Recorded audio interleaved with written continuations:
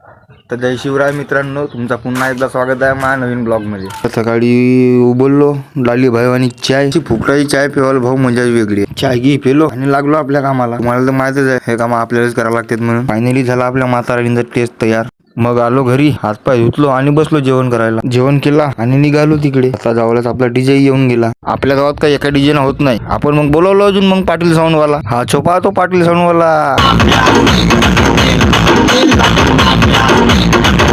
कसा वाजते सांगा बरं कमेंट मध्ये. चेक केला आणि निघलो माताराणीकडे. माताराणीला घेतला आणि निघालो ट्रॅक्टरकडे. ट्रॅक्टर मध्ये व्यवस्थितपणे मांडला. निघालो मग नाचायला आपण. हे असे कलाकार फक्त नांदगावच भेटू शकते. चला म्हणलं आता मी नाचून पाहतो नाचता येते का नाही. पण आमच्यापेक्षा माऊली यायनच केला बरं. असते नसते भाऊ आमच्या गावच्या बाया खतरनाक. वेळा त्याचा पाणी धावून पडला. त्या पाण्याला नाही पिलत भाऊ नांदगावचं पोरा. पाण्यात नाचते का पाणी यायमध्ये नाचते काही समजे नाही बापा यायचा. ही आहे कुर्जाची माताराणी. माताराणीचे दर्शन घेतलं आणि गेलो आपल्या वडर गँगकडे. हे जो भाऊ आपली वडर गँग पाहणं कशी नाचते.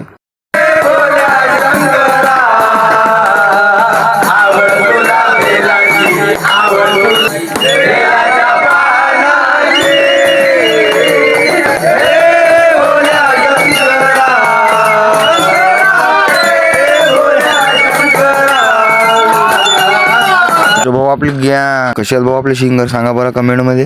तर मित्रांनो ब्लॉग आवडला असेल तर लाईक शेअर फॉलो नक्की करा. भेटू आपण पुढच्या ब्लॉग मध्ये. बाय.